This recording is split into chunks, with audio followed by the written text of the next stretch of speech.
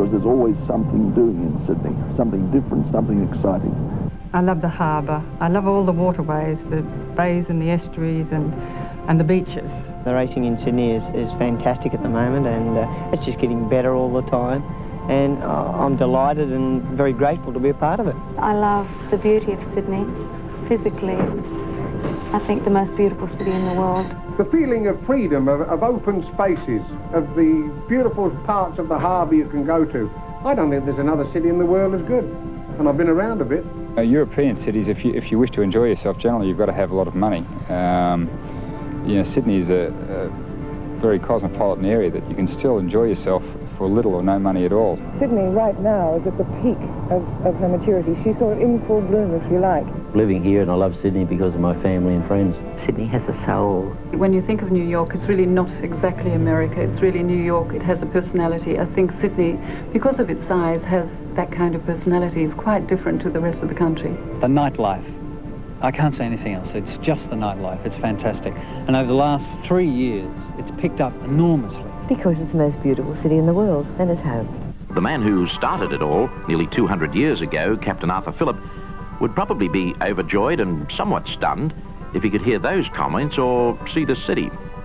Phillip had always nurtured the dream that Albion, as he wanted to call the settlement, would eventually be one of the world's great cities. He didn't expect the name he gave the small cove after British Home Secretary Lord Sydney to become official. But from the 1,500 convicts, seamen and military in 1788, Sydney's population grew to 500,000 by the early 1900s and 2.2 million in the early 1960s. Today, there are more than 3.3 million people contributing to the Sydney story.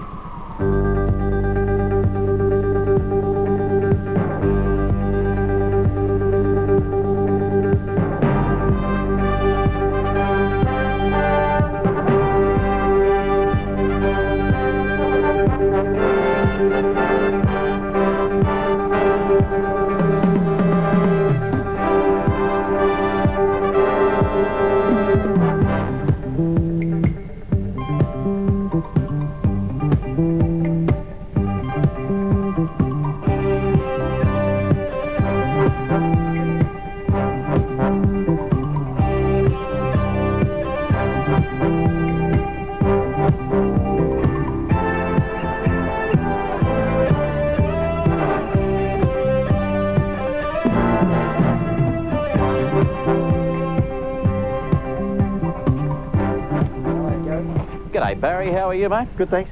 That's the shot. Well, here we go again. Yep, another day, another dollar. Meet Barry Laracy. Barry is about as typical a Sydney cab driver as you're going to find. And he's a great ambassador for the city of Sydney too. Matter of fact, there aren't too many places in Sydney that Barry doesn't know about. And we'll be getting a cab's eye view of Sydney a little later in the program, eh, Barry? That's right. You're a beauty. Tell me, what's it take to be a good Sydney cabbie these days, Barry?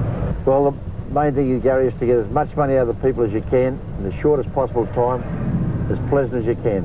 Sort of leave them laughing. Yeah, that's the name of the game, all right. Sydney to me starts at 3:30 in the morning when I leave home for the studios. So I see a city which is pretty much asleep. But then, as the morning goes on, comes alive.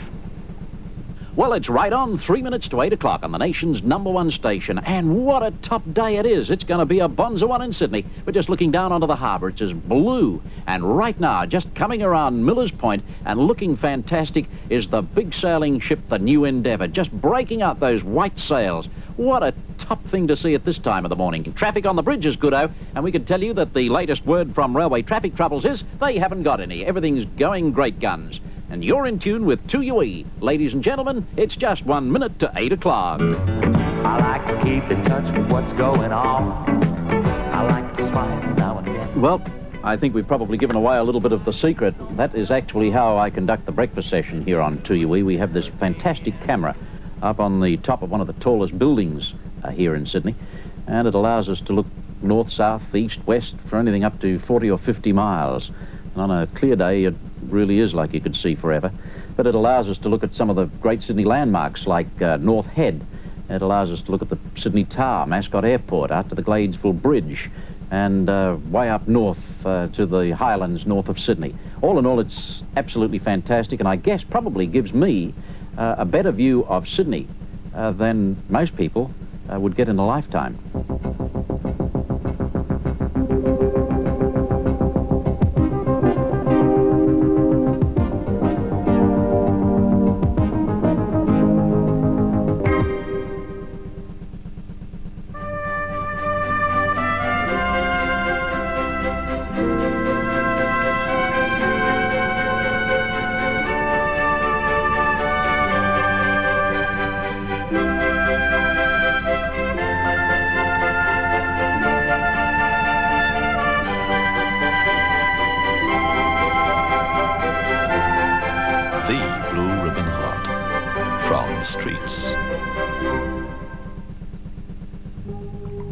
Growing isn't always getting bigger. It can be getting the little things that make your life easier. A new dishwasher. A new rug for the living room. Or even a place to put your little things. At the State Bank, we can help you grow with personal finance, flexible deposits, or even just good advice. Because we do more for you personally. The State Bank.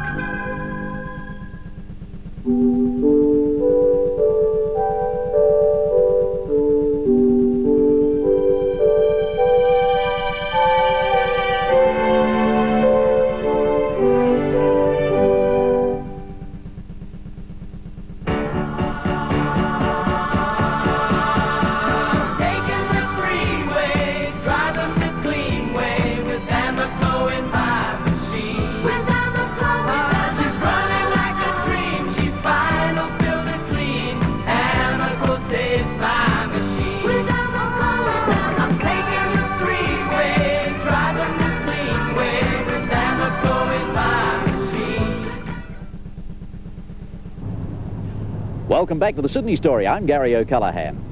You know, Hong Kong, Rio de Janeiro, San Francisco, New York, they all have beautiful harbours and they all claim to be the most beautiful city in the world.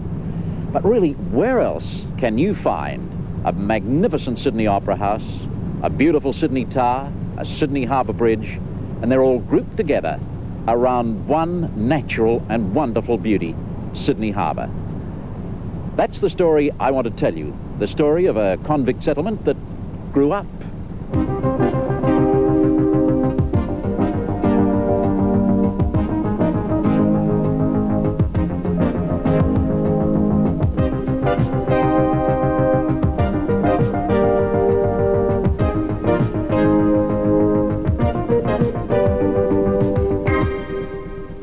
Initially, it was the single-minded determination of Captain Arthur Phillip to see something grow from a wretched beginning that kept the First Fleeters in order. Already he'd decided that Botany Bay didn't have the makings of a settlement site, even if the legendary Captain James Cook had declared nearly 20 years earlier that it would be ideal. After a quick boat trip to look at Port Jackson, Phillip wasted no time in moving the First Fleet through the heads. They made a beeline up to the cove we know so well today as the home of Circular Quay. Captain Phillip chose this spot because it offered an ideal deep anchorage and a supply of sweet, fresh water. It came from an idyllic stream which flowed through a vale of ferns. That creek was the lifeblood of the settlement in 1788. It so moved one of the landing party, David Collins, that he wrote, "The spot chosen for this purpose was at the head of a cove near a run of fresh water, which stole silently through a very thick wood, the stillness of which had then, for the first time since creation, been interrupted by the rude sound of the labourer's axe and the downfall of its ancient inhabitants. A stillness and tranquility which from that day would give place to the noise of labour, the confusion of camps and towns, and the busy hum of its new possessors." It's hard to believe that that vital little waterway actually came down and across what is now Australia Square in this area between George Street and Pitt Street. As a matter of fact, it most likely came right across here, this dip in Bond Street, and then down below what is now the Sydney Stock Exchange. The tank stream, which got its name from water tanks built along it, became polluted soon after settlement. It was covered in and condemned to a future digesting stormwater.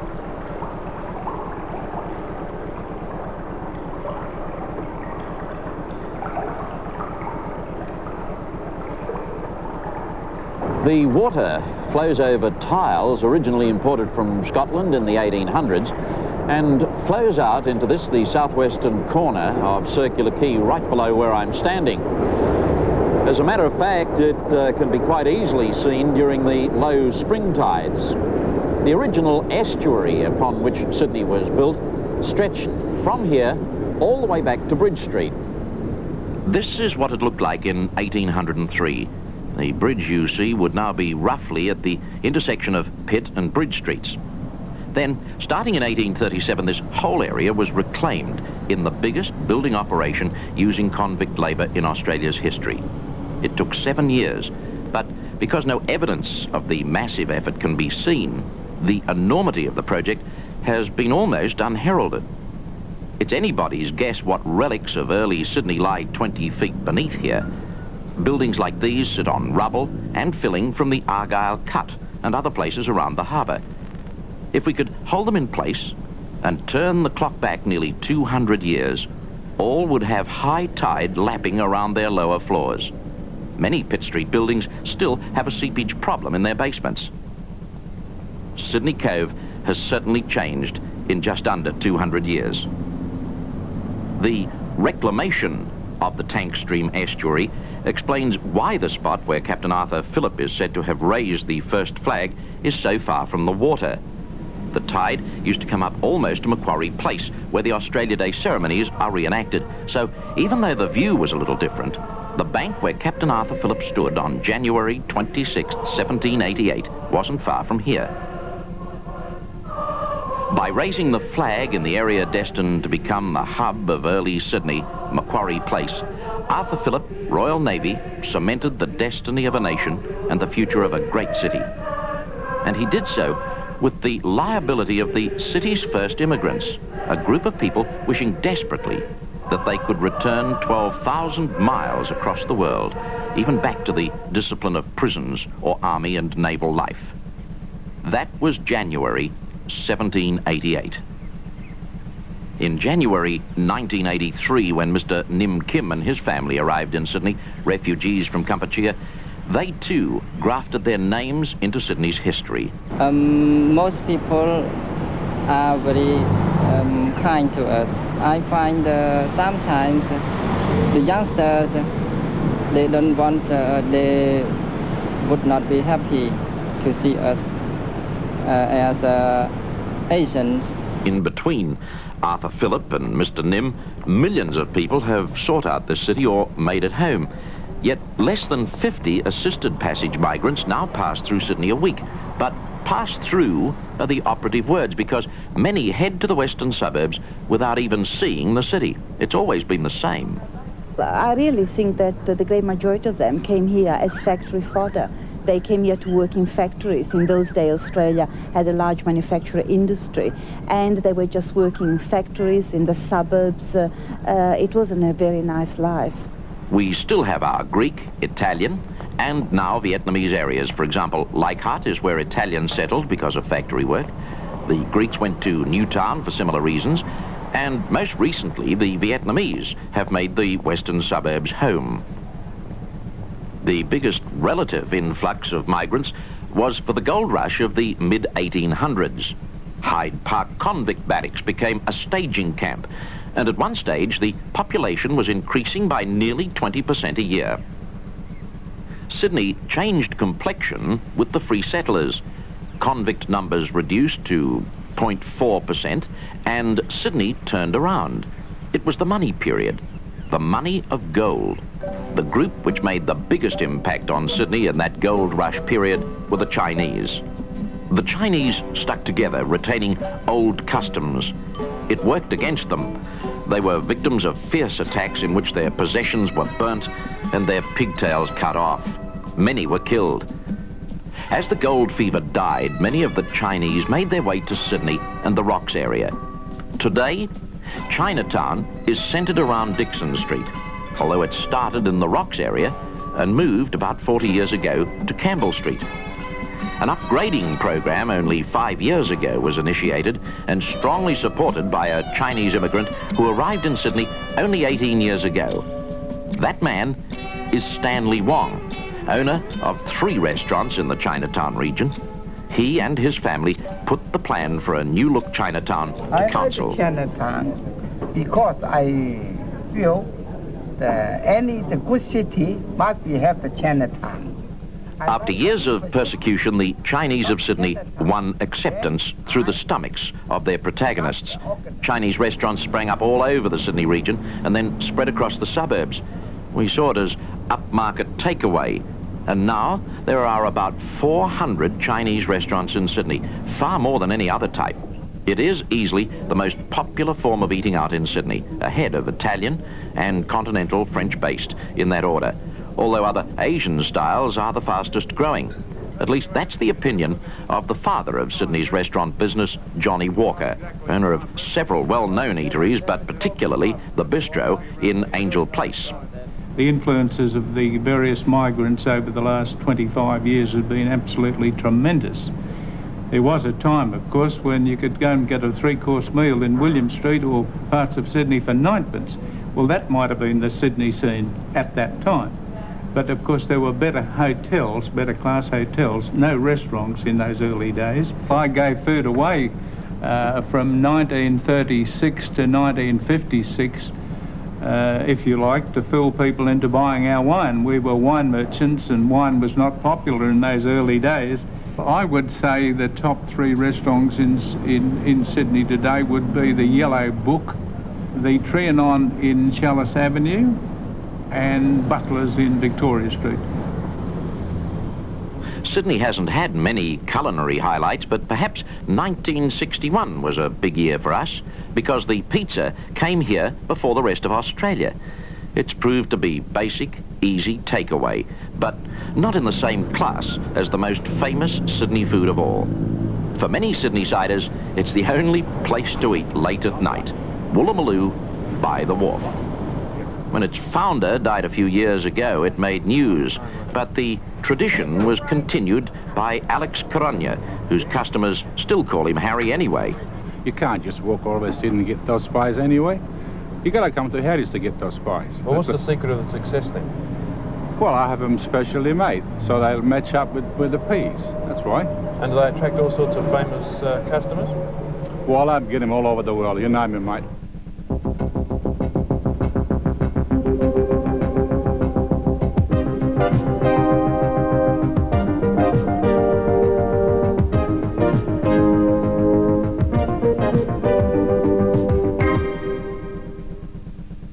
Now there's a healthcare fund that helps pay for your fitness classes.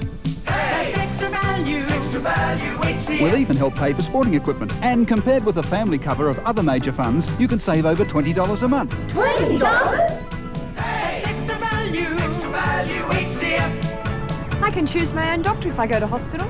Yeah, we're getting optical and dental cover at no extra cost. Extra value HCF. Join now for extra value and savings. Who's the one first up each morning, making toast while the kids are yawning, packing lunch and pressing collars, preparing gentlemen and scholars? Ooh, you ought to be congratulated. Mentally, would like to state it. You, it's true. You ought to be congratulated. At St George, we're lending more than any other building society in Australia, so your dream home could be closer than you think. We've built the government's new First Homeowners scheme into a very generous package, with great ideas like St George Joint Income Loans. Our loan advisors are at exhibition villages, where they're needed, so you can discuss your loan on the spot. Come and talk to us. There's never been a better time to buy your own home. What a great idea, St. George! Are you still trapped in yesterday's office? Telecom can show you the way out. At the touch of a button. Save him a trip. Now you don't have to dial long numbers or even stop working while you make a call. Bob Jones. Hello, Bob. And you don't have to fly someone interstate to join your meeting. Did you manage to get those import clearances, Bob? Yes, they came through this. For better push-button efficiency in your office, talk to Telecom. No one knows more about phones than we do. Thank you very much. So, we're getting more and more high-quality restaurants and a greater variety of food. As a matter of fact, the variety of restaurants in Sydney is something we can really boast about.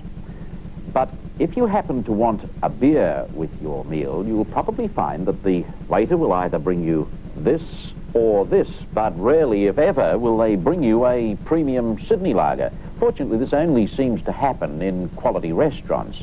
In general, in the Sydney market, Tooths and Tooheys have about 47% of the market each, and that includes the new and old beers. That's draft on tap. And if you, like me, have had a debate about the difference, well, we've got the answer for you. Well, old beer, for instance, we're using a completely different yeast, which it ferments quicker. It's fermented with slightly higher temperatures. And the yeast settles to the top of the vessels, when with lager or new beer, the yeast is settling to the bottom of the vessel and is fermented at a lower temperature. In fact, it takes slightly longer to produce new beer than old beer. These fermenters are where the yeast does its work in bringing you the new and old. It's simply a matter of releasing the right brew from the right fermenter so that it channels through to the bottling, canning or keg filling operation. Some form of this process has been on the Tooth site Broadway since 1835. In the past, we've been brewery mad, not to mention hotel crazy. At the turn of the century, there were at least 21 breweries in Sydney. By the time Tooths bought out Resch's in 1929, there were only the big two.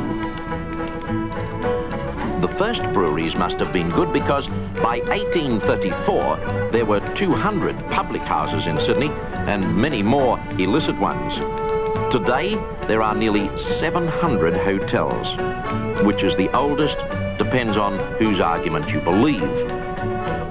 Suffice to say that the Lord Nelson was the oldest place built specifically to be a hotel, while the Hero of Waterloo is the oldest building which became a hotel.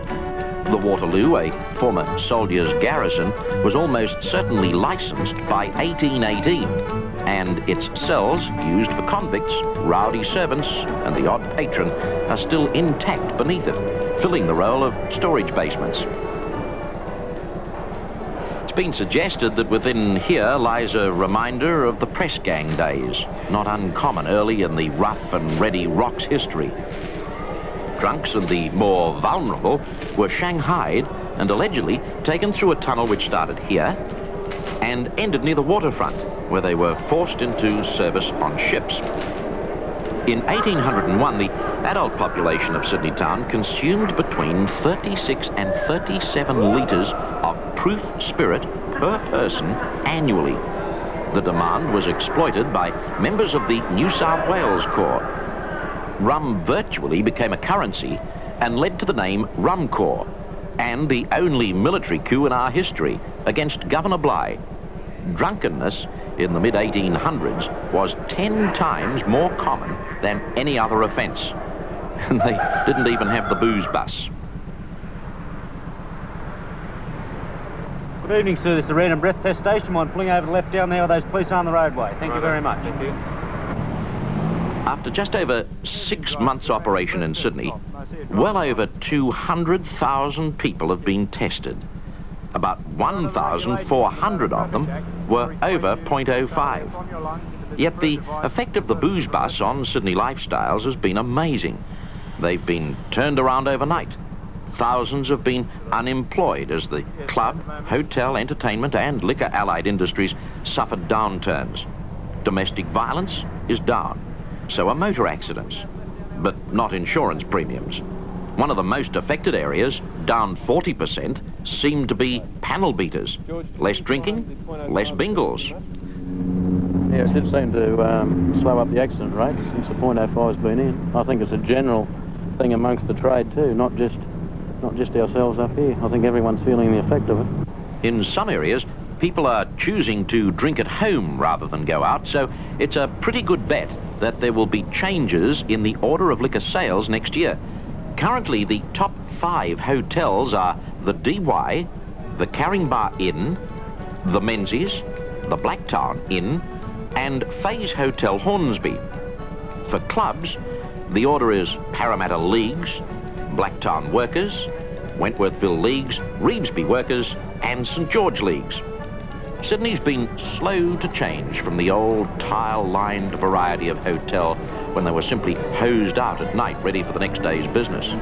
The competition between clubs and pubs has made a difference, and younger people are being attracted back through the bistros, music and peer group. For all that, many still cling to their regulars